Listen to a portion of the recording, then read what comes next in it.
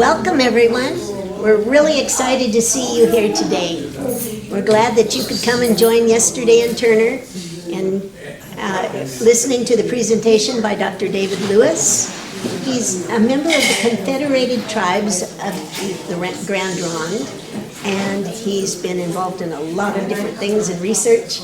And he's just written a book that has been available on the table here, The Tribal Histories of the Willamette Valleys, and he's going to talk about that tonight.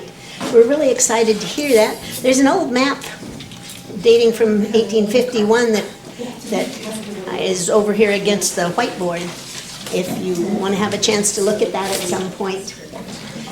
We are excited to be able to turn the podium over to Dr. Lewis and to learn everything that he is willing to share with us about his research.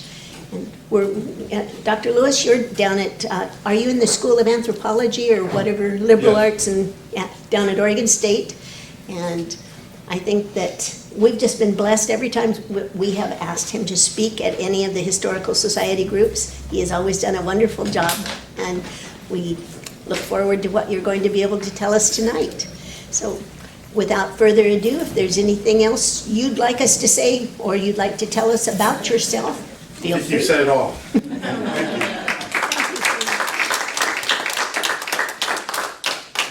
Well, thank you. Again, it's good to see many of you for second, third time, maybe fourth time.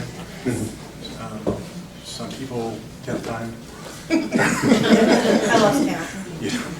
So I've been working in this area a long time. I've been, sometimes going to the radio station out in Mill City and doing work out there. But I just got a job a few years ago at OSU, so now I'm able to do things in a little more professional manner. And the book is part of that. Even though I actually started writing this 10 years ago, it's actually a part of the projects that I was doing in this area with other people. And so that I think it's kind of cool to come back and talk to you guys again about the project again. So let me just get to the book here. So here's the book. If you've seen it, some of you have a copy now. That's great. If you're still on the fence about it, I'll sell a few more after the book, after the talk too. So I know not all you are like, I don't know if I want to buy that book. It's way too expensive and it's too colorful, too pretty. I just hate it. You'll sign on it. No, I like the cover. I mean, I think it was a good choice for the cover. There's a native artist out of Vancouver by the name of Greg Robinson, who is from the Chinook Nation. He's an artist. He does carving, he does public art, he does paintings like this, and sometimes a little more dramatic stuff. And he's pretty good. He let me use basically anything in his catalog, and so I chose this. I think it looks very much like a valley scene, kind of rolling hills, and I thought it was kind of cool. So I like it mainly because one of the reasons besides that it's pretty and everything, is because if you go into a bookstore and go to the history section, everything's kind of dull and drab and black grays, and this is really super bright. So hopefully it's a lot of attention. So I began writing this book maybe 10 years ago in another form. Even had a different title for it, several different titles over the years. And it's all part of my project that I was working on, writing all these essays out into a blog form. So I have a website I call Indian History Research, or the Cortex Journal, which has right now over 500 essays on it. So it's quite a lot of research on there. And I just was working a lot of part-time jobs. I didn't have a lot of free time to do set aside to make a book. So I just did a lot of small projects, small research projects, and put some essays together. And then I think at one time, in 2016, I was doing 70 essays a year, which was quite a bit of work, sometimes 2 or 3 a day. And in the meantime, I was teaching down at PSU and other places. And so I did a lot of essays on this area, on the Calipuians and their interaction with settlers, on their treaty rights, removal to reservation. I was trying to work on as how close can we get down to the actual day of what was happening with them in the valley. And I got pretty close in many ways. And so over time, it's developed into a little more detailed image of the tribes and their removal to the reservation and what happened to them on the reservation. And so those essays on the blog turned into sort of like the first draft of chapters in the book. And so I jammed a bunch of essays together and sort of made something happen. And so the book is a little more better researched, a little better written, not a lot of sort of hopefully grammatical errors.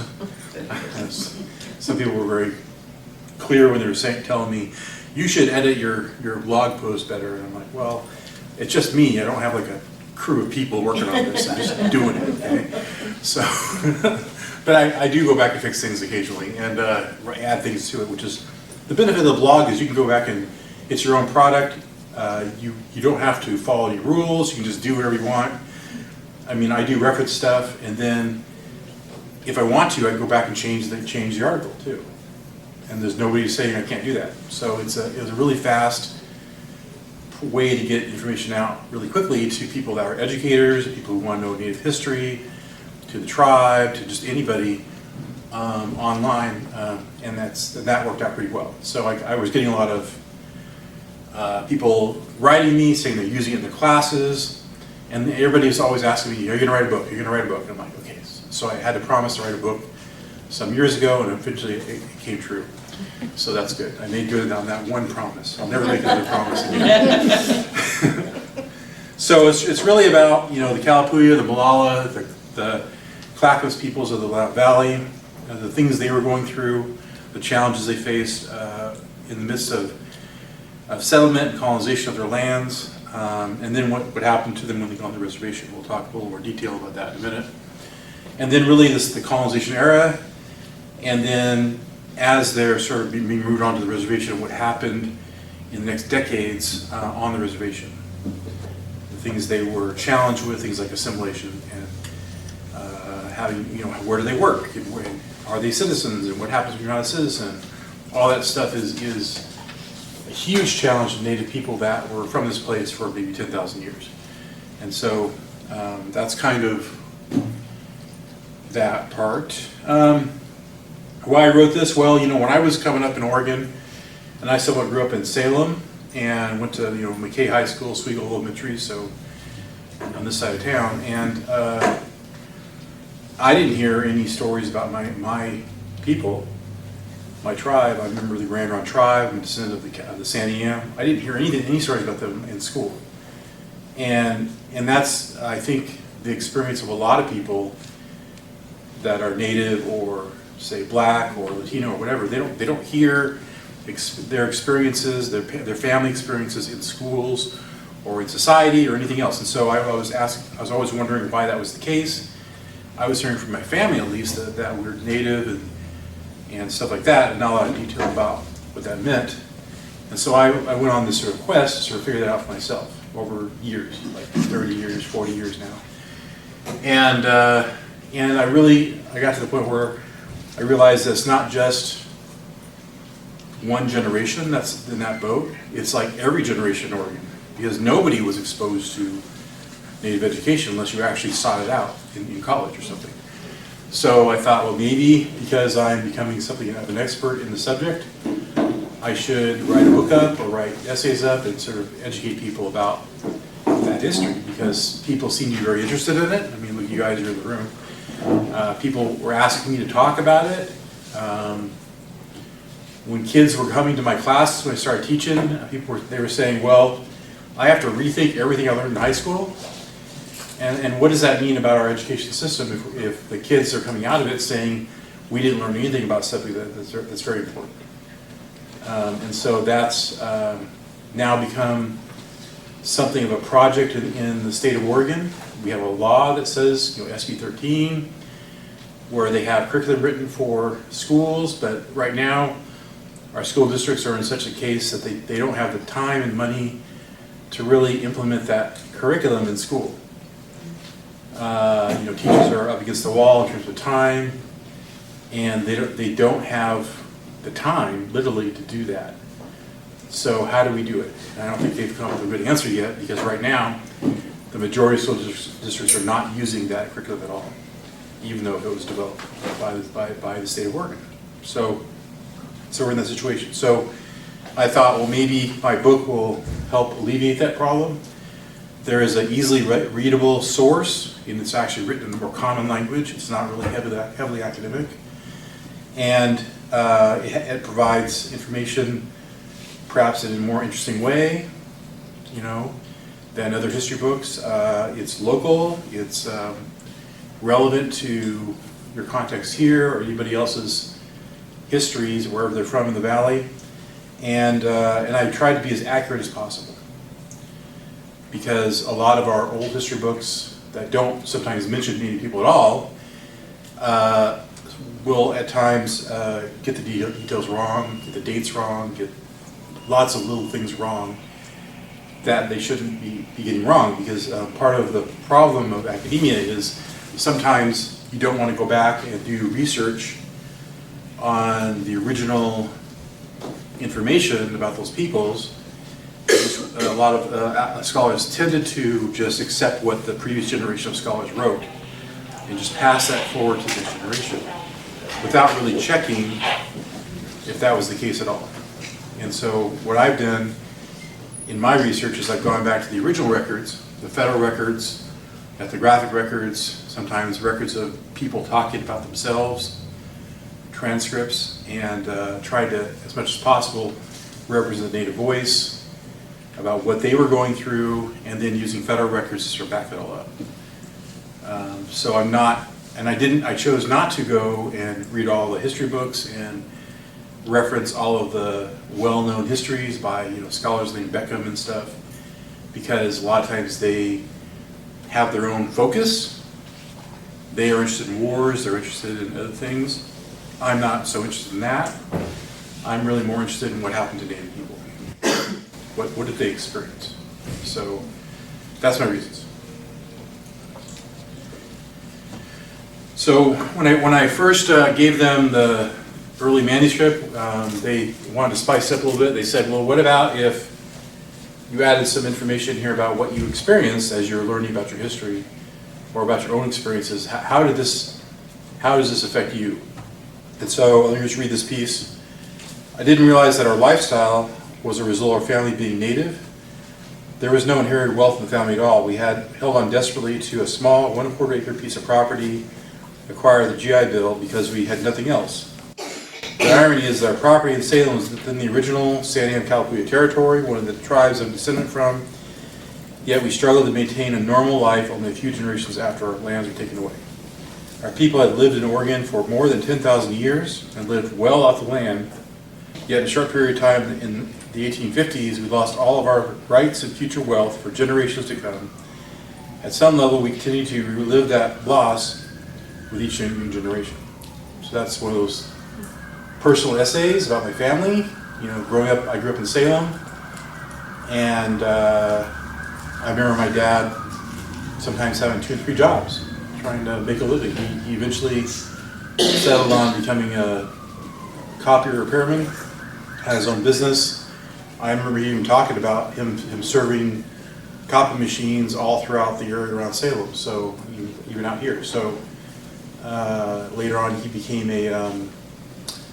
I guess he was an electrician for both casinos, the Grand Ron and Sluts casinos, and he helped install the games out there when they first got the casinos in the 1990s, and then was a manager out there for a long time. And so, but initially when he first got out of the Army, he struggled.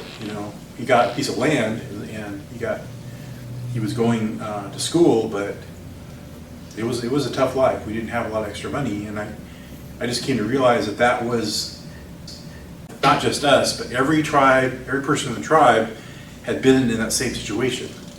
And it's because for generations, in the 19th century into the 20th century, we were not allowed to keep a piece of land. And that's the basis of much wealth in the United States. So that's a huge problem today, even today.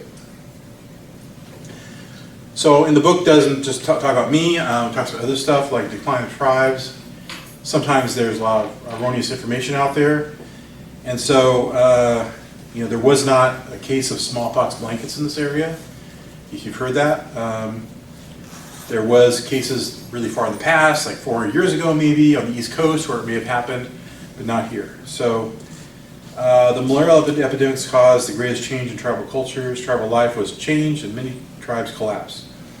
Previously powerful tribes disappeared. New confederations rose and the immigrants from neighboring tribes of the United States filled in the few spaces. Still, the remaining powerful tribes have maintained their claims to their traditional territories, and these are reflected in the treaties of the 1850s. Early American settlers recorded the decline through letters and journals, and anthropologists recorded the remaining vastly changed tribal cultures that were quickly disappearing, and further decline on the reservations due to settler-borne stresses. So there's lots of stresses on Native people back in the day. First, the big one was malaria. That took away 95% of the people. So what settlers saw was a bare fraction of the original numbers. And that left a lot of sort of free land unprotected. They could not protect their land from settlement. And we saw Native people and we saw settlers coming in and taking over the lands, and them basically having to accept that, and then beginning to modify their lifestyle to fit with that new culture coming at them. A lot of them hired on. I've heard stories today about how Native people hired on and helped build farms, helped build barns, build fences, and they would do that for trade. A lot of things that settlers brought were interesting, like guns and like metal and knives and beads, fabrics. These are all interesting things the tribes didn't have originally. And so they would work for a whole day for a beaded necklace or something. That was common. But things didn't happen. Weren't really amiable all the time. Lots of conflicts, and I'll talk more about that in a second. Settlers came in and they brought in a new philosophy of what we call land tenure, agriculture. Tribes in this area didn't have agriculture. So the settlement of the Oregon Territory changed the environment for Native peoples. As the valley floor was changed, native plants eliminated starvation among the Calapuyans, who depended on the annual harvesting of these plants for the regular seasonal round was significant. When settlers arrived in the region, they were encroaching and claiming tribal lands as their own. They hunted out the game, plowed and fenced the prairies. These were primary resourceful lands where the tribes dug roots, gathered wild grains and berries, and hunted. The settlers' farming, ranching, and fencing the land caused changes that made the life hard for the tribes. Plowing fields destroyed natural food plants like camas and yampa, and livestock like hogs rooted out tubers and roots, while cattle caused erosion. So it wasn't so much a problem when maybe a few settlers came in the first few years, maybe even a few hundred. But as settlement increased on the Oregon Trail, we saw tens of thousands of people come in, and they each wanted about a mile square parcel of land, and that became part of American law in 1850. Each married couple could get a mile square parcel of land, or 640 acres, and that quickly began taking land away from the tribes. Once you plow the land up, you destroy native plants, and the tribes in the 1850s were basically starving. Their hunting was, the settlers are good hunters, they had guns and things, they were fishermen, and they were also taking away the plants. And so we start to see a rapid change of the culture of the tribes. They began to sort of have to live like settlers. We saw that happening in the Umpqua Basin a lot, where Native people were setting out their own land and creating their own fields. They had their own livestock, but they were not allowed to keep that because later on settlers came along and destroyed them. But the Calapuyans here were also becoming good farmers. They were already, folks in the Tualatin area were already good farmers. They could already help out on farms really well. And the thing is, they were not citizens of the United States. They were considered to be vagrants. They were called vagrants and thieves because when they begged for food, when they were starving, a lot of settlers turned them away, not wanting to share their wealth.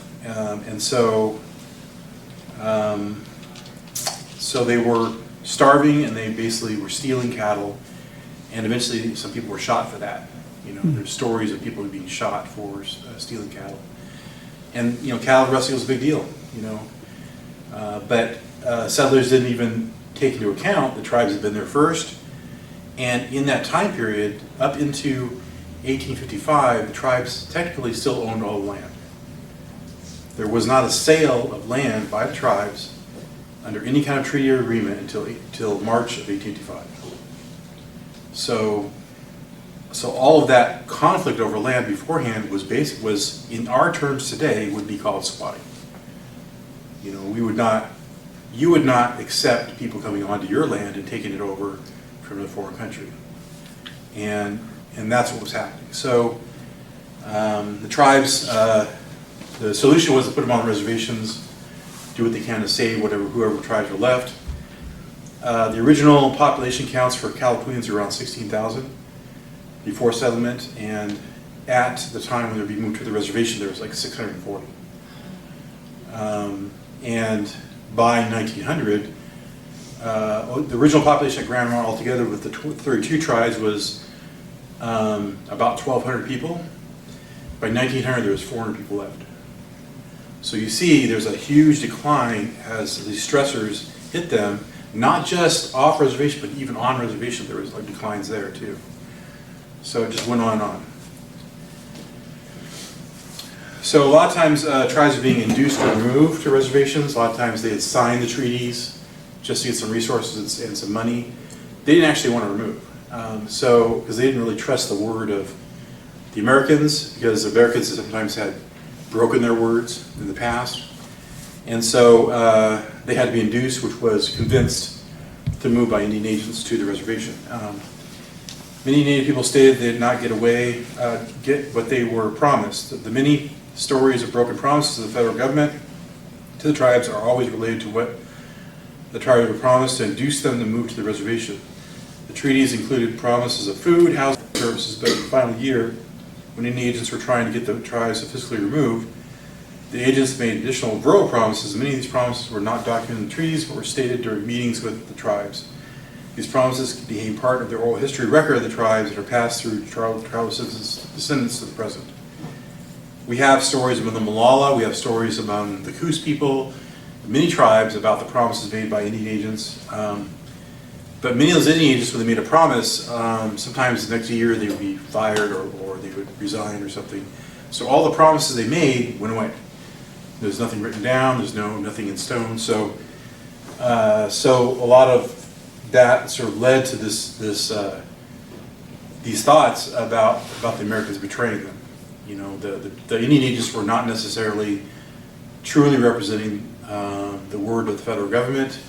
They didn't have the power to do so. They just had the power to negotiate. That was it. So, when we see records of like the Coos, for example, is a good one. That I don't really talk about much in the book, but they had a visit by Joel Palmer, the Indian Superintendent of Oregon, in 1855 when he came up the coast. He signed all these agreements with the tribes. The agreements became the Coast Reservation, or the Coast Treaty. That treaty was never ratified. And so the tribes, though, kept that as part of their oral history. And just about every generation, you hear like another excerpt of that. 1870s, they were repeating that record to Indian agents of Palmer 20 years earlier, making these promises. In the 1930s, when they were going through like lawsuits to get their land back, they repeated those exact stories of dealing with Palmer and Palmer promising to buy their land. In the 1970s, when tribes were going through restoration efforts, they were repeating those promises before committees that came to Salem to hear their testimony. So those things have a life of their own. Those promises kept the Coos people together and going, and today they're a tribe, Coos Laurel. So that was some of the powerful what the power of oral history can have in a tribe. It keeps people together around a certain purpose that the United States owes them for that land, and they've never paid it. We're going to get that land eventually, and they keep going. Generation after generation, 6, 7 generations later, they got some land and they got their tribe back.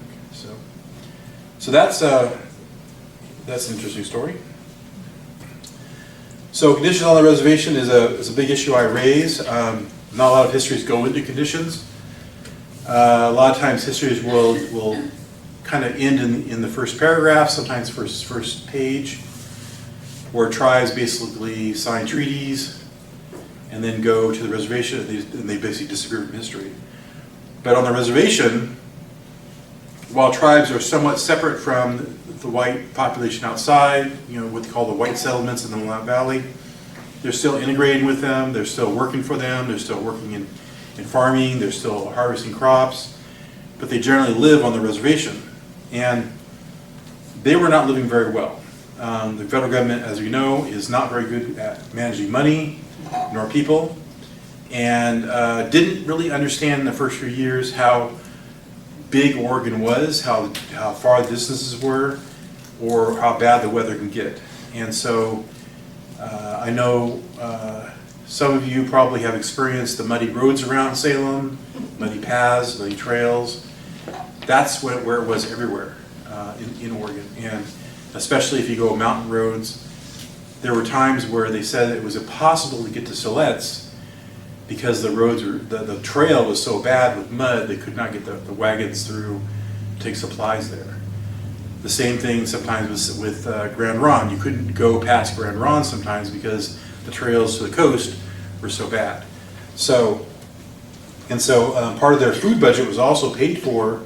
They had to pay for the transportation of the food, not just the food themselves. So those costs to like Teamsters to transport all that food to the reservation was extreme. It was a long distance and it was tough. So the Grand Ronde Reservation for some 20 years, the tribes were not given land to farm, food, or adequate services like health care. Many people died the first few years, never seen the promises fulfilled. When natives first came to the reservation, they were all relieved of their weapons. They could not hunt. Many of them were unfamiliar with this northern territory, did not know where the wild foods grew like camas, berries, or where the good fishing rivers were. The tribes had to instantly change their diets from wild foods that they caught, hunted, gathered, or dug to beef, pork, flour, oil, and some vegetables. These are foods the native people had little experience with. The tribes were completely at the mercy of the federal agents and the environment, and the sudden cumulative changes of 1856 contributed to malnutrition and to sicknesses.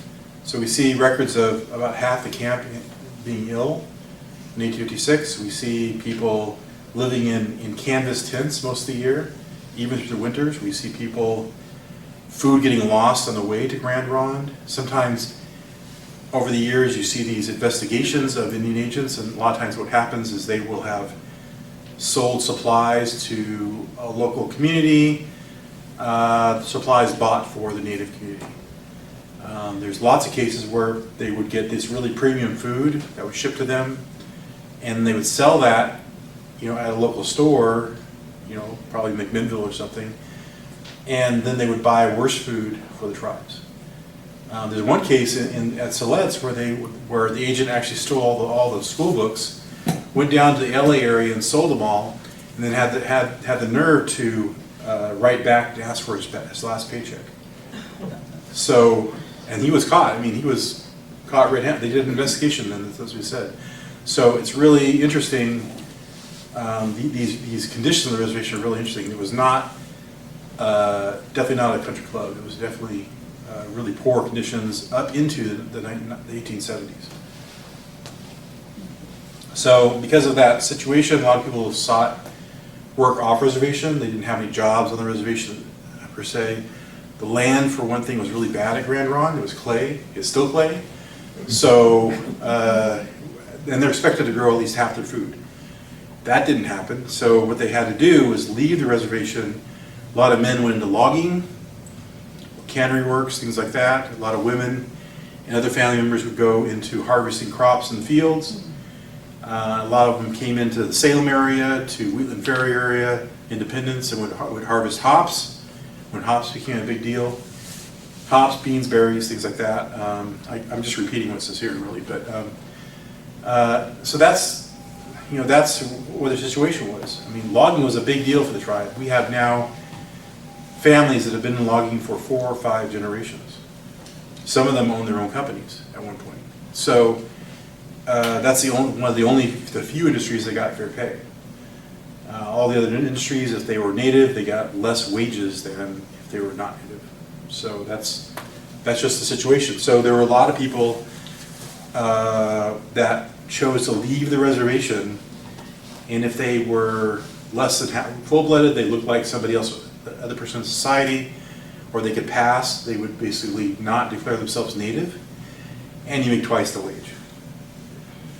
So that is a situation that happened quite a bit. So we can't say that the decline in population of the reservation is all by disease or by just death. It's also because people just didn't want to live there. It was a bad place to live. And they wanted to look for opportunity somewhere else, like Portland or Oregon City or someplace else where they can actually have an opportunity for their family.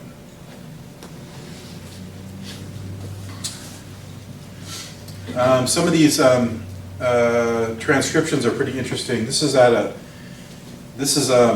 a meeting with all the chiefs of the tribes in Oregon. They all came to the First Methodist Church in Salem, and they had a big meeting between themselves, church leaders, and Indian agents. The chiefs of the reservation pushed back against Bruno's words, citing they had been taught to drink by whites, and everyone seemed to be drinking and gambling anyway, so why stop? They wanted equal treatment. They explained how poor everything was on the reservation. They had no resources, and the promise of land sales and treaty making had not worked. They were still poor while the whites got rich. They revealed that the white Indian agents were not following the laws, the United States was not properly following their agreements on the treaties and giving allotments and funding for the needs of the reservation. That went on at least into the 1870s. There's another one, 1872, Chief Louis Nipissing and other chiefs of the reservation signed a petition sent to President Grant. I have now been on the reservation 16 years. During that time, I have seen poor white men come here as officers out of the stay a few years and go away rich, while I and all my people have always been growing poor. We at first had a great deal of money when we came here in agreement with the terms of the treaty, but my people have never got much benefit from that money. Superintendents and agents have got all of it. While I have seen my people die for the want of food, just as our horses die in the winter when they have nothing to eat. The men you have sent here for our officers have not only stolen our money, but they have violated our women, scattered diseases among us, which have reduced our numbers from thousands to hundreds. So this is not a person that was going to take it anymore. He was not a citizen of the United States, but he was going to say something. He was demonstrating himself as a chief by speaking out to President Ulysses S. Grant. Grant was the first president in a long time, in some almost 20 years, who made a statement during his inauguration that said that Native people deserved a chance for citizenship if they civilized, and so he was going to create a path. And so he got the Indian Service to begin to help them out more. We saw help come to the tribes in the 1870s. We see 1880s, the reports from the reservation that they were basically self-sufficient. They were running their own sawmill, their own grist mill, and they could operate like a 12-horse team when they were plowing fields. So they were doing really well, even though their own land was pretty crappy. They would hire their services out to farmers off the reservation for this work. And so, and that's because they didn't really, were learning not to count on the people from the agents of the United States. They learned to do it all by themselves. Yes? I was just wondering, so what made Grant different that he did that? You know? I don't know. That's a good question. You want to do some research? Go ahead. Was it successful? Well, not initially. We don't see citizenship happen until 1924. The problem is in the United States that Native peoples, Indian reservations, are all managed by thing called Indian policy, which is really a political process. And so each new administration that comes in office at the reservation can change that. In each of the treaties, it says the president can sort of change the deal at any time. And that's what they did. Sometimes they changed the deal, almost always to the detriment of the tribes. So basically, writing this is basically fixing problems with history, rewriting history. Growing up in the Willamette Valley and later researching the Calapia peoples, there were few hints from settler accounts that the Indians lived anywhere other than on the reservations. Many sources address the treaties or removal of the tribes to reservations, then their history ended. Alternative history shows that Native people, even if that homes on the reservation, had roles to play off reservations, laborers or symbols of the American Indian spirit as they adapted to American society. History shows that many Native individuals accepted in their own terms a changing culture, learned to live and adapted well, while also finding ways to continue their culture and heritage.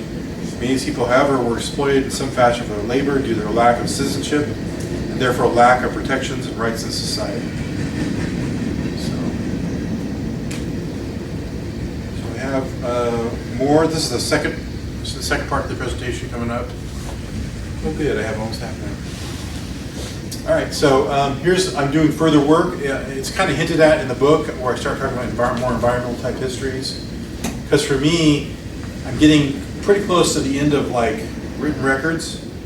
And when you get to the end, what do you do then? So the environment itself is a record of the tribes. So the tribes, in anthropology, we have this sort of theory that Native people change the environment, or people just change the environment. But the environment also affects and changes Native people by the resources that are available, by the amount of water there, by the climate that's there, by whatever it offers. And so I'm starting to really get into a lot of environmental type histories, trying to figure out what the environment was like before it was radically changed by farmers and settlers. And this is kind of some of my explorations in that area. So first off, I'll start ethnographically. I mentioned this to some people earlier today, but there are these journals of the Wilkes expedition from 1841. Charles Wilkes came was surveying from like 1838 to 1842 or so throughout the Pacific, and he eventually came to the Northwest Coast. And there's a big wreck off the coast of where Astoria is called the Peacock Wreck. And then his expedition goes on land then, and they come to Fort Vancouver, and essentially the expedition is split in half. Half of the members went up to Columbia, half the members went down through the Willamette Valley, and eventually go to Sacramento.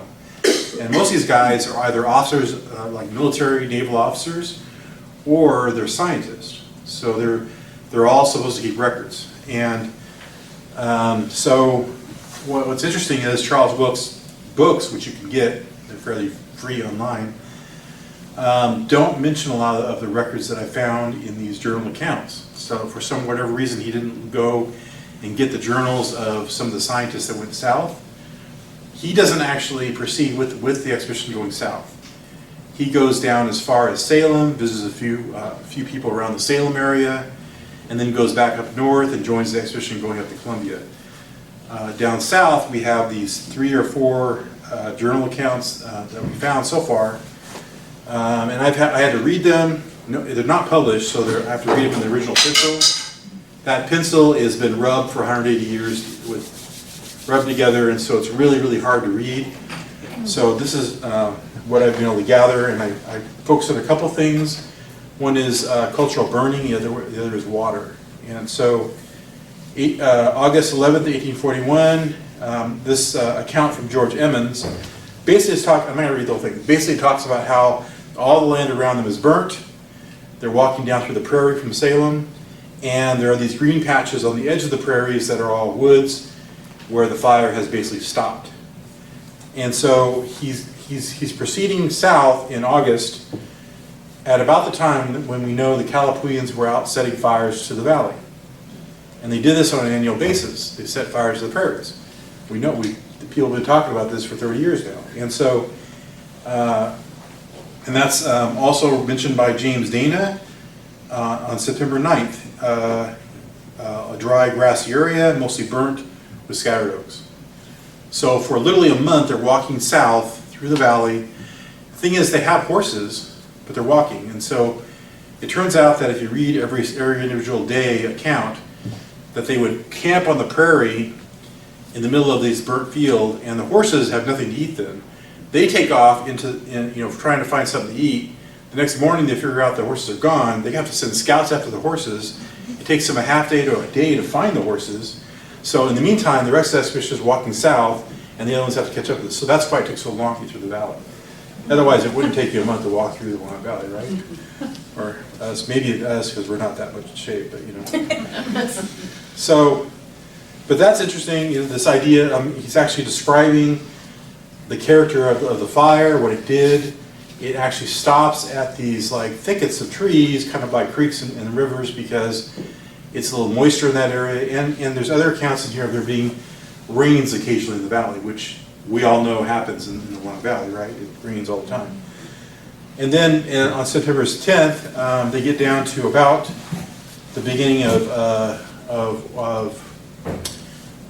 Long Tom River, which has a name, Lake Lamali, they call it. And it's because there'd been a rainstorm a couple nights before, and around here, if you don't have drain fields in your land, it turns into all this like low puddles, this shallow puddles all over the place. And I've been reading about that, about why that happens, and there's soil scientists that say, well, it's because we have a lot of clay in our land, the valley, and that clay creates a rain barrier, a water barrier, and it keeps the water up on top of the land unless you somehow destroy that clay barrier. And so that's what happened. They're describing this like expanding lake that's 80 feet in width and 3/4 miles in length, and from Emmons down below it says it's about a foot deep. And it's called a swale. It's the result of that sort of what they call freshet or summer storm, and the water is sticking around. So this kind of related to other work I was doing, but I was looking for more evidence of this, and we started to look at the GLO maps, General Land Office maps from the 1850s, and we see this big Camas swale. This is out by Rickrell. It's still there today. There's a big Camas swale out there with tons of Camas. It must have had tons of Camas in it. That's why they call it the Camas swale. A big swaley area, big watery, swampy area out there by Rickrell, kind of near where Basket Slough is today. So, and then if you look further, so I put together a couple maps on one map here, and we see Lake Labiche is a huge, long lake just north of Salem in 1852 or so. There's a big lake called Poison Lake out by Mount Angel. It's that greenish lake there. And then on the north, and there's a big lake that was called the Miry Swamp or Slough out by Woodburn. So this is becoming a very common landscape characteristic, this wetland areas in the valley. And then this other map here are two areas that I noticed in the Tualatin Valley. They have these giant swamps coming off the Coast Range. So the water was coming off the Coast Range, and it was creating this giant swampy area. So that's really interesting. South of Eugene, there's another place called Camas Swale. This Camas Swale is still there. If you drive on I-5 south of Eugene, past Crestwell, you'll see a sign on the highway that says Camas Swale. Remember that? That's what that is. So this was there, 1852. And then we have accounts from people in Eugene. They say, they call it Camas Swale. Yes, because there's lots of camas out there. You know what camas is? Those are the blue flowers, come up sort of tall, Indian scallop. That's by William Henry. And then we also have accounts of just the environment. Like the site of Eugene at that time was very wet. Several sloughs across the area. It was sort of a marshland. So that gives us a lot of clues as to, and I'm going north and south from the valley, right? As to what the original character of the valley was that the Calapooians lived within before it was radically changed by settlers. a big morass of sloughly, swampy, swaley areas at the right time of the year. I don't want to do that. My other research, I went to, I grew up on the east side of Salem, down Cordon Road from Lake LaBiche. I remember actually weeding out onions in the lake. I got a job when I was 17, and I hated that job, but I had it for a week, and I gave up because I got pneumonia, and I was very unhappy about that. So I wondered, I've always wondered why it was called Lake LaBiche and there's no water there. It's all just cropland, right? You can see the depression where the lake should be, but the lake's gone. So I did some research and I found these GLO maps. I put them together. There's 3 maps here. And there's this huge wetland structure that goes all the way from, the one up in the north is that Poison Lake thing on the other map. And then it goes, and then it floods, comes out of the Pudding River and comes down into Lake LaBiche, and it has this huge swampy, swaley area off the side. And it goes, there's many arms and legs of it. And one of those arms goes right behind Chemung Indian School. And I have these thoughts that maybe they put the Indian School there because the land was worthless. It was called Worthless. They could get it for a song, right? And many of the farmers declared the land worthless too because there's too much water out there. You put those fields too close to the places where it flooded, and the flood would flood over your crops and destroy all your crops. So they were very upset. In newspapers, there's lots of accounts from them that said, well, this it's too wet out here. It's constantly drowning our crops, and we're not making any money. So they want to do something about that. So they got together with Oregon State University and the experimental division there, and and through them they were able to figure out ways of sort of draining out this area by using ditching and by creating a new thing called drain tiling. And they put drain tiles now in, you can do it today, they put drain tiles under a lot of land, and those drain tiles constantly drain out excess moisture from the land into the ditches that take all the water out to the Willamette River. That ditch today, this process happened at Lake LaBiche between around 1900 and 1918. And these 2 brothers from California, these land speculators, came up and they bought 1,000 acres. And from what I understand, the acreage was $1 an acre because it was worthless. And so they spent $100,000 of their own money to dig a 6-mile trench all the way to the Willamette River, and using a thing called a ditch witch. Nowadays it's a small thing. I've seen it on the back of a truck, on a trailer. Back then it was this giant wooden thing. So, but they did this thing, and all the other farmers joined them. They dug their ditches into that drainage. That drainage ditch today is LaBiche Creek. It goes right through the center of Kaiser. So by 1918, they were able to drain off this whole thing. It was no longer constantly flooded all year round. In the summer months, it was there was no flooding. And I read recently that the flooding would continue into the 1960s because in the wintertime it flooded quite a bit, so they had to put a dam up there finally on the other end of it to slow down the water quite a bit. Eventually they got it under control, so now in the wintertime it only floods occasionally. Did you find any swales like in the city of Salem? Because I can think of an area that sounds kind of like this. I think so. I think there are. I haven't really researched that closely yet, but yeah, I think there are. And then those brothers, they sold their property at Lake LaBiche after 1918. They must have made millions because after they drained all the lake off, their property went from worthless to the most highly prized land in Oregon because it has nice black peat soils that is super nutritious for plants, right? And there's still a lot of water. And so one of them invested in a neighborhood in Salem. Anybody guess what it's called? Their name was Hayes. So Hayesville. Hayesville. There you go. That whole subdivision was bought by that guy, one of the Hayes brothers, and he made millions off that. The other one went up to Wapato Lake. He bought more property at Wapato Lake by Gaston. Did the same thing there. They dug a ditch to the north, working with farmers, and eventually drained off this lake by 1935. It was a much bigger project, much bigger lake. That lake, we have a lot more information about from the tribes. There was quite a bit of Wapato there, hence the name Wapato Lake. Wapato is this nice nutritious plant that native people used as one of their best foods.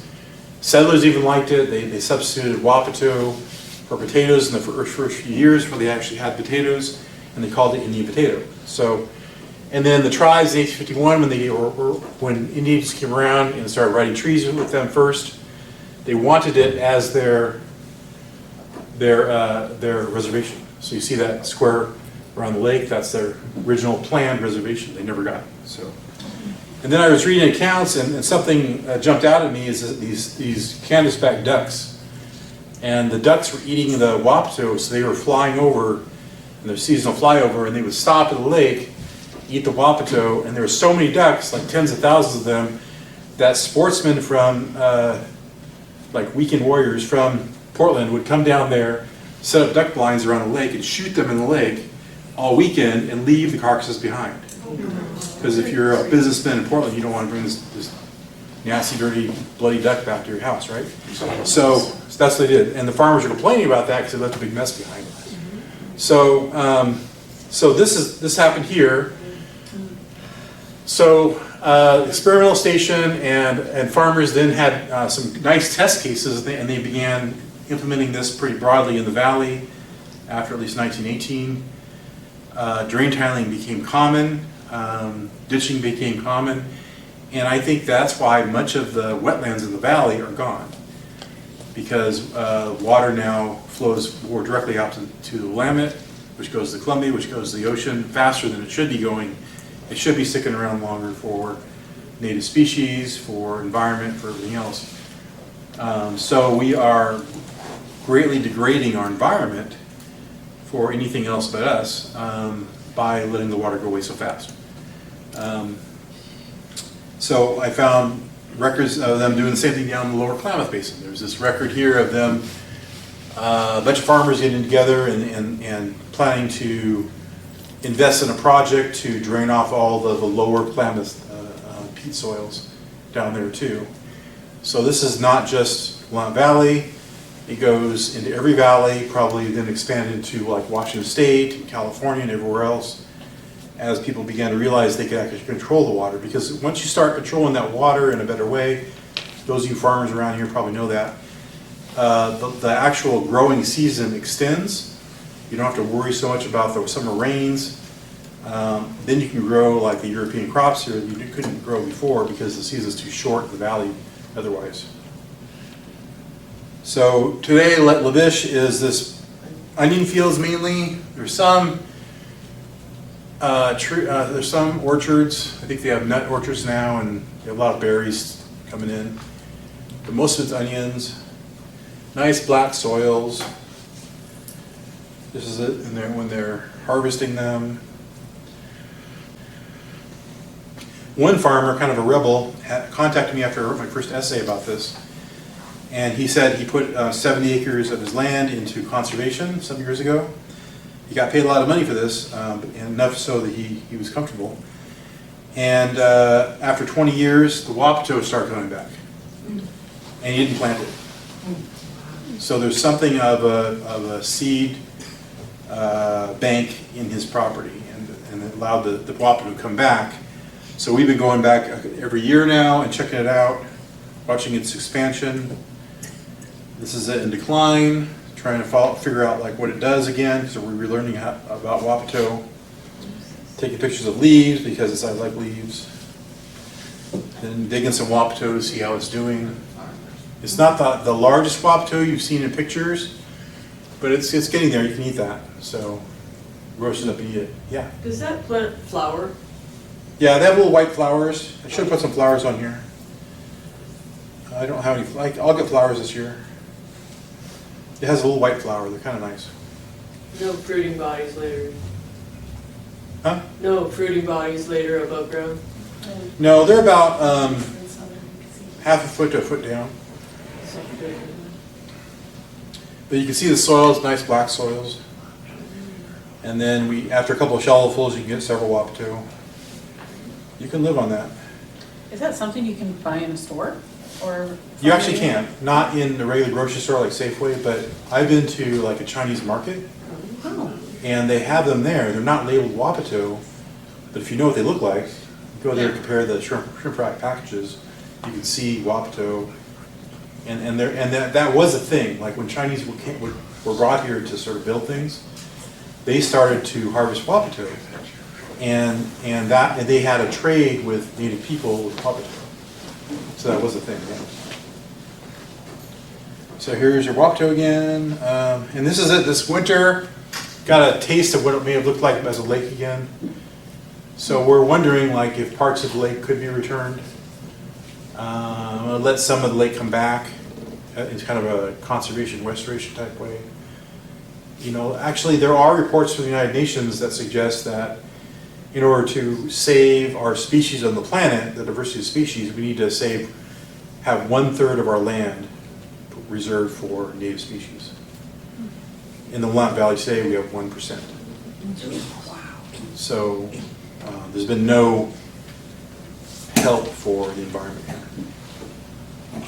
And we have, and you see the mountain in the background? Not good. Oregon presentation, you have to have Mount Hood. Another project outside of Salem, on the other side at Minto Brown Park, we see this field of partially juncus. Juncus is a native plant that Calipuians would use to sort of weave with. They weave baskets with it and stuff, like soft side baskets. Nice little, like kind of low spot in the prairie, where there's probably a lot of water there, and you see camas in the foreground. And then here's the trail there. If you've done that trail, you know it's kind of nice from the other angle. And then a couple years ago, it started to rain, and this is what happened. This is what should be happening. They should have a swale up here. The water sticks around for a couple days. Eventually, it does drain off to the local rivers and creeks, but that's what it should be like, right there. So it's kind of reminded me of some research I was doing at the time. And then a couple days later, it's gone. Native plants are fine. They're used to it. So I think there is some adaptation of the plants of the valley to partial wetland, partial dry. So they're not all prairie, dry prairie plants. They're partial wetland plants. Here's your camas, nice tall in the middle of the summer, or basically July. And then kind of into July, we see this, or into June, I'm sorry, see this, and then the one in the center is about 5 feet tall, so some can get pretty big. This is your giant camas. How tall? 5 feet? About 5 feet, yeah. I have that, not giant, currently in bloom, actually. Yeah, right there's now. some big ones out there. It's Yeah. currently blooming. Here's what camas seeds like, nice black seeds. And then, so we've had a lot of discussions in the valley of bringing back fire to sort of restore landscapes, cultural fires, maybe help with getting rid of the fuel loads in the forest, things like that. Well, I think in the valley here, because of the history of moisture, the amount of moisture we had and what it did to the valley, we have to bring back water too. There's some sort of a formula there between fire and water, which would keep our native landscapes really healthy. Yeah. It's kind of a far-reaching question. I started thinking when you mentioned the malarial problem. And we're looking at swamps, which bring mosquitoes. Was there any, are you aware of the practices of the native people in terms of leaving places that were undesirable because they're swampy, because there's mosquitoes? That's a great question. Was there a seasonal migration up to higher ground, back down? I believe I learned that was the case in the Central Valley of California. I think it was. I think they moved around enough that they didn't have to worry so much about that. About Were there villages? too much infestation. Permanent? When did the mosquito arrive in the valley? Well, there were mosquitoes here previously, so it's not the mosquito that carried the malaria here. It's the people that were infected with malaria that brought that here, like the fur traders. So that was imported, the parasite. that Right, caused and it. so we have a similar type of mosquito here that is an Anopheles type mosquito. And the Anopheles type mosquito can be the vector for malaria from somewhere else. But didn't you say that their losses happened before the European settlement? Right, so we that was in the fur trade era, so we had a lot of exploration. We had fur traders here at Fort Vancouver from, the fur trade started in 1811. Fur trade started in Oregon, and then Hudson Bay didn't really arrive until 1824. So and they said, so that's well before settlement, and so they were going pretty well, and then we started to see missionaries arrive, like Catholics and Methodists arriving in the 1830s. And then settlement didn't actually start in a big way until 1844. I might be mistaken, but I do believe that they were essentially native, the mosquito, the parasite, to the east coast of this continent. There's lots of varieties of mosquitoes. What I heard I'm is- not an expert on them. Yeah, the I native just know people, we have the Anopheles type here Yeah. that can carry malaria. native people were smart enough not to put their villages down there next to the swamps.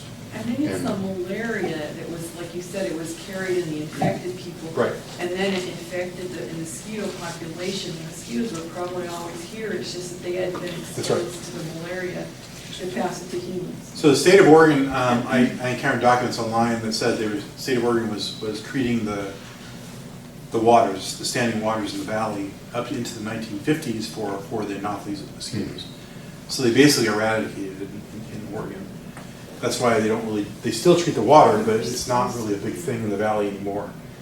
In fact, we don't get malaria cases here anymore, so they eradicated malaria. But I see what you're saying in terms of like moving around. There are some accounts like from the Applegates.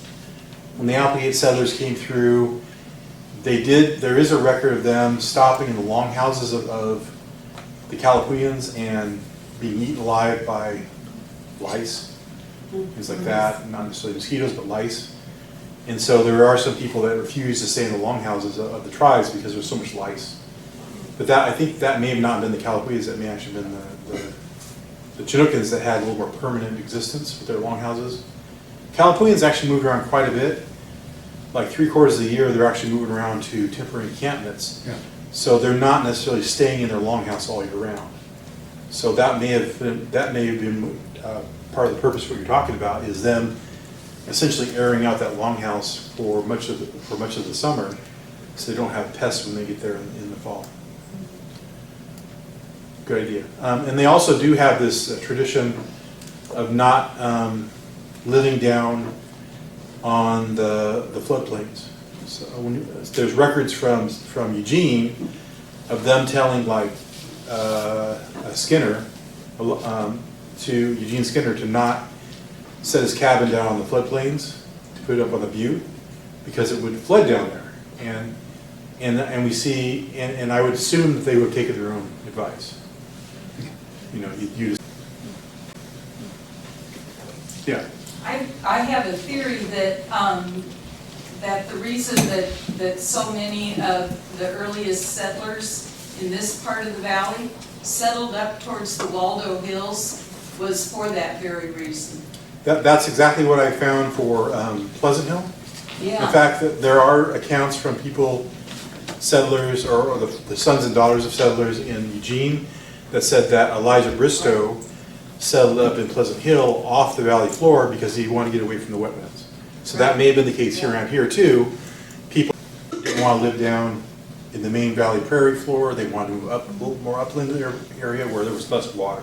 And I've also been, over recent months, trying to figure out, you know, looking at old maps and so forth, trying to figure out where the location of the Klamath Trail, you know, the main Oh, yeah. north-south. And surprisingly, it didn't go down I-5. No, it goes down, Well, I know Kaplinger. from very early records Kaplinger. that one of the block houses, that there was a block house that was built up just off of the Union Hill Cemetery Road. I hadn't heard that. I mean, you Yeah, can see that. I can send that stuff to you. So we have a Klamath Trail that comes down into Salem, And I think it's Kaplinger is the last remnant of that, Huh, Kaplinger Road, and then yeah. State Street.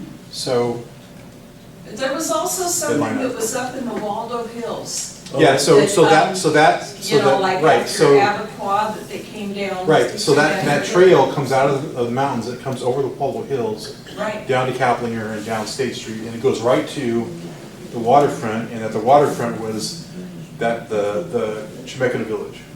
What is a Klamath Trail?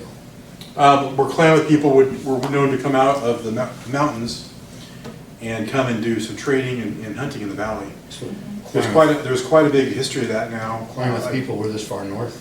Yeah, so they would Go come up to the all the way from Columbia. Klamath area, and then once they had horses, they probably could go further, but they would come on these mountain trails, and there's a couple different routes. One of them goes into the Umpqua Basin, one of them goes into the Eugene area, goes right down past Oak Ridge into Eugene area, and another one comes down, like you said, comes down over the Waldo Hills, Kaplinger, State Street to Chemeketa Village.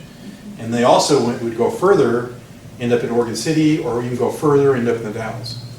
and then the part that goes north-south, when they're heading from the western part of the Waldo Hills, approximately, well, it's a little bit east of Cascade Highway, and then it goes down and it crossed the Sandy M Mhm. at David Mulkey's donation land claim. Sure. And surprise, surprise, the tribe owns that property now. Yeah, yeah. On an interesting note, that trail from Waldo Hills coming down State Street, camas grows out there east of town, so I'm sure that was part of their. Yeah, I've seen quite a bit of camas out To there. harvest camas as they can mine out by there. Yeah, it'd be nice to sort of lay out the trails better. I've never seen a good map of them yet, but I have pretty good records about where that trail was, and what the Klamath are doing here. They are really actually very good friends with the Molalla people, and they would camp near them and be intermarried with them too. And then they would come here every year. And they like hunting elk, so we apparently have a lot of elk here, so they would do that. Yeah, they were the tribe that caused the biggest problems in the valley. We hear about like any kind of Indian conflicts. If you read my blog, you can see those things, like Battle Creek and things like that. Abaquah, all those conflicts were caused by the Klamath, by them not really caring if they threatened the settlers or not. So. When I was a kid, I went to elementary school right across the road from Battle Creek, and kids used to go across and find arrowheads. Yeah. Yeah. So I'm pretty much at the end, so I mean, there's not much more. So yeah, we can do more questions if you want. Take a bow. On the subject of trails, were there common trails going from the valley over to the coast? Yeah, they have those too. Yeah, we had one go right through Grand An Ronde. annual thing where you went over to, Yeah, there's one at Grand Ronde. They called it initially the Elk Trail. That becomes Salmon Highway. that's an interesting concept, that Indian trails become pioneer wagon. Yeah, so there's a process, and I Become documented the highways, process. become- I documented that for the Salmon Highway. If you read further enough into that, I usually Google books to look up stuff, but it initially was called the Elk Trail, and then they landed a bunch of, I think, stoves and stuff on the coast, and they had to get a wagon over there to like the Sluts area to get that stuff. And so they had to expand the trail to fit a wagon. And then after that, the native people, when they got to the reservation, they expanded it further because that became a constant route to the coast. And there was no other purpose other than for essentially a vacation for white people from the valley. It became a vacation site and like a honeymoon site for people in the valley, literally. And what I figured out, there's never been another industry at like Lincoln City other than tourism. That's always been their industry, always, from the very beginning. They used to run, people used to, the moms and the kids would get on a train and head to the coast, and then they'd have daddy trains on Fridays after work, and the husbands would head over there. Yeah, there was some stuff at Devil's Lake where they would do fishing and they do boat racing, and they would throw like big Fourth of July celebrations. People would be invited over there. They'd camp out and watch the celebration on the lake and stuff. But that's all tourism, and all those places like Rose Lodge, all those little hamlets had their own like hotel that had a dance hall on it and a bar, and they're all set out for people to come and vacation there. Yeah. That's always been the way. Yeah. I just wanted to mention for your comment about Ulysses Grant. He was stationed at Fort Vancouver in 1852. He was there a year or so before he ultimately resigned from the Army. But while he was there, I happened to catch that he sent a note to his wife. He said, my opinion is that the whole race, meaning the native, would be harmless and peaceable if they were not put upon by the whites. He wrote that to his wife Julia in 1853. That's pretty interesting thing you wrote, because that was pretty much the perspective of even the Army generals and officers that came here. Because it wasn't like you hear about these Indian wars and stuff. They were not really perpetrated in the first round by the Army. It was really the Oregon militia. They were untrained, basically Oregon farmers that joined the militia for extra income, and they were given free rein by the governor at that time, Curry, to basically destroy tribes. I just wanted to add a comment to the Grant president.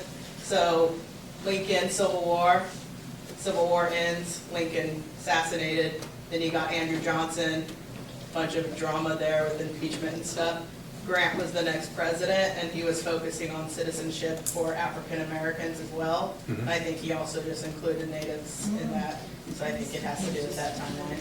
Yeah, he had more direct experience with natives, like fighting Native people. A lot of the men who sort of worked or were fighting in the Civil War, they had their early experiences fighting Native people. In some capacity. So, yeah. I'm really sorry. Yeah. Well, I wasn't there. Yeah, so. I know. Neither was I. Whatever. How do we look at Joel Palmer's legacy then overall from a tribal viewpoint? I don't know what the tribe thinks of it necessarily. I think that he did what he could, what he had. I mean, he seemed to really kind of respect the rule of law. He saw Native people as actually people rather than just an irritant. And he actually tried to do the best he could at the time he was here. And he actually set the blueprint for all of the reservations in Oregon, or nearly all the reservations in Oregon. So I think he did a pretty good thing. Now, you could look at some of his value systems and stuff. He definitely thought that Native people had to go to reservations. There was no, he didn't see any way that Native people could stay in their original lands. But he did want to, like, if there was a crime against Native people, against tribes, he did want, the people who perpetrated those crimes, that the white people did pay. And he was very upset that he could not get any kind of case seen or heard by a circuit court for crimes against Native people. Yeah. There's actually a book coming out by a descendant, Bill Lang, about Palmer, a new book, and he's going into quite a bit of detail about Palmer and his life. He's actually a lot of questions, so you'll see some of my comments there probably. David, there is a book about Palmer. It's called An Arrow in the Earth. Yeah. Have you seen that? I've seen it, yeah. Yeah, I'm just saying that Lang is going a lot deeper than that one did. Do you want to tell them about your mountain? My mountain? Your mountain? I don't have a mountain. Well, the one you made. A couple years ago, I helped rename Mount Swastika to Mount Halo. Basically because the people wanted to get rid of the swastika name, and I had done some research on the local Native chief, and it was Chief Halo of the Calhounians. So I proposed that, they accepted it, got through. I think it's awesome. So it's pretty cool. Where's that at? It's down there in, I think it's still Lane County. Is it Lane County? I think it's Lane County. Outside of Cottage Grove, towards the east. Yeah. It's not a really particularly awesome mountain. It's not like Hood or anything, so nobody really goes there. It's not really known for anything. I think apparently it was named after a rancher that named Swastika that lived out there. Really? They had a post office for like Yeah. a year or two. But it doesn't mean Nazi at that point. But nowadays the name has been so destroyed by history that people won't hear of it. Yeah. Thank you very much. Well, thank you very much.